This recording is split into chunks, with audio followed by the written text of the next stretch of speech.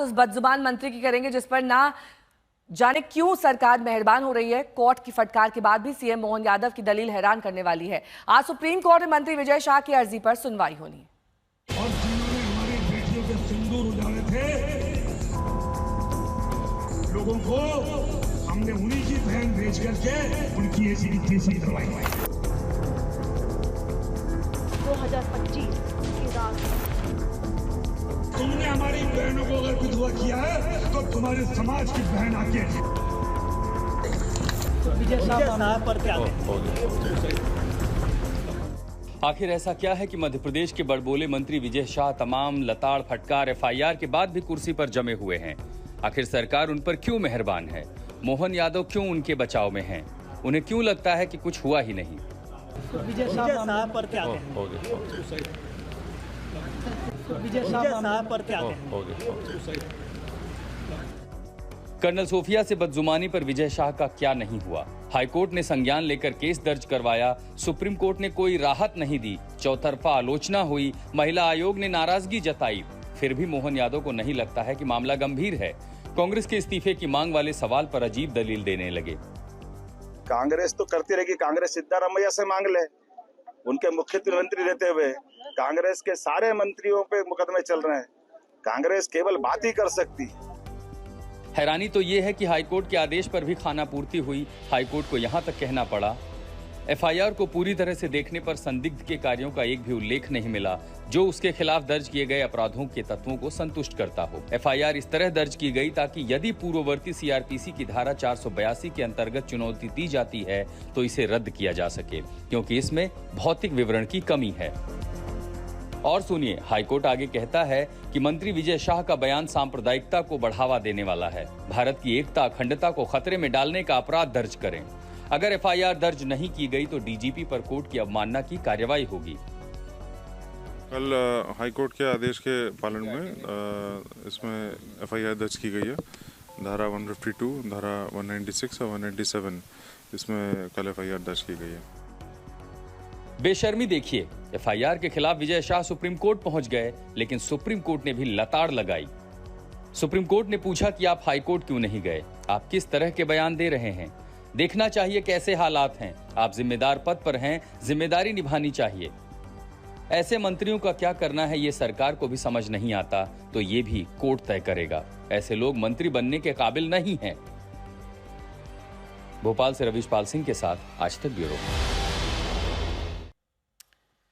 अनीशा माथुर मेरी सहयोगी इस वक्त तमाम जानकारी के साथ जुड़ गई हैं। अनीशा, कोर्ट ने फटकार तो लगाई है, लेकिन सुप्रीम कोर्ट के पास कार्रवाई करने के क्या प्रावधान है? किस तरह की कार्रवाई की जा सकती है मंत्री जी के खिलाफ?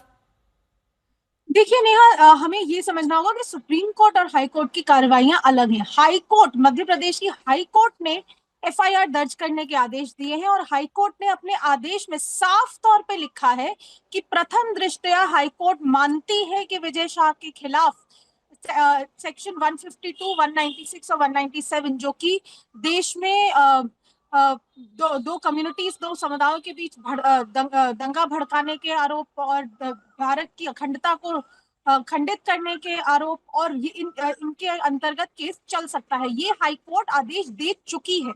और इसी वजह से कल भी हाई कोर्ट ने पुलिस को लताड़ लगाई थी कि एफआईआर आपने ढंग से दर्ज नहीं की।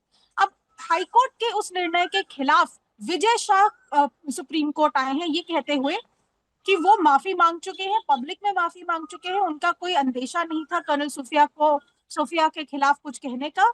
लेकिन कल भी अगर आप देखें तो chief justice of India BR Gavai ने खूब उनको यही सवाल किया है कि आप इस पद पर होते हुए भी इतनी गैर जिम्मेदाराना हरकत कैसे कर सकते हैं, इतनी गैर जिम्मेदाराना बात कैसे कर सकते हैं, ये शोभा नहीं देता। अब आज जस्टिस सूर्यकांत की खंडपीठ के सामने विजय शाह की केस की सुनवाई होगी। विजय शाह ने ये कहा है कि उनके खिलाफ जो हाईकोर्ट का ऑर्डर है उस पर रोक लगाई जाए, उनके खिलाफ जो एफआईआर हुई है उस पर रोक लगाई जाए।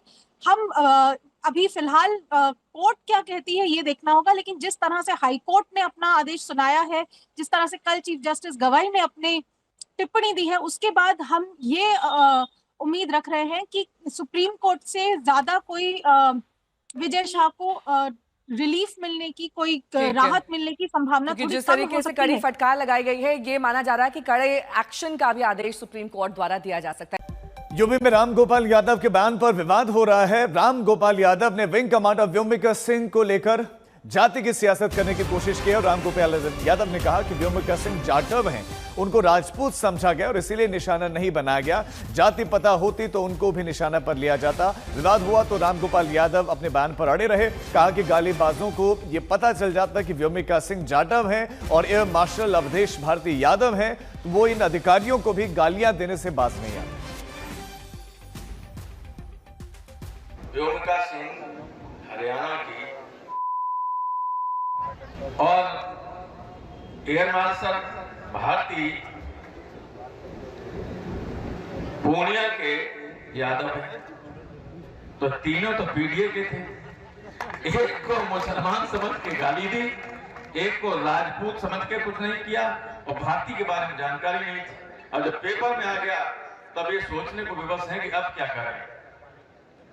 तो मानसिकता जब खराब होती है तो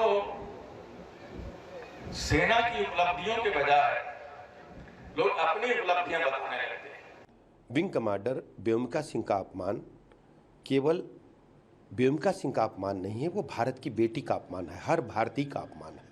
विंग कमांडर व्योमिका सिंह सिर्फ एक नाम नहीं, वह भारत के गौरव और महिला सशक्तिकरण और नए भारत की उड़ान का प्रतीक है। जाति के आधार पर हमारी वीरांगना का अपमान कर समाजवादी पार्टी ने अपनी नीच मानसिकता और महिला विरोधी सोच को उजागर करने का काम किया है।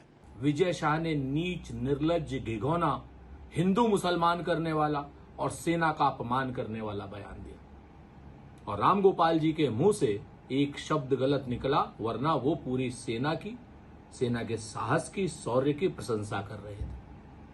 मेरा स्पष्ट कहना है कि राम गोपाल जी के बयान को लेकर के भारतीय जनता पार्टी के लोग नीचता से और धृष्टता से विजय शाह को बचाने की कोशिश नहीं करें। वो राष्ट्रद्रोही है, वो गद्दार है, उसने सेना के ऊपर टिप्पणी की है और सेना के शौर्य और साहस का अपमान किया है और हिंदू मुसलमान किया है।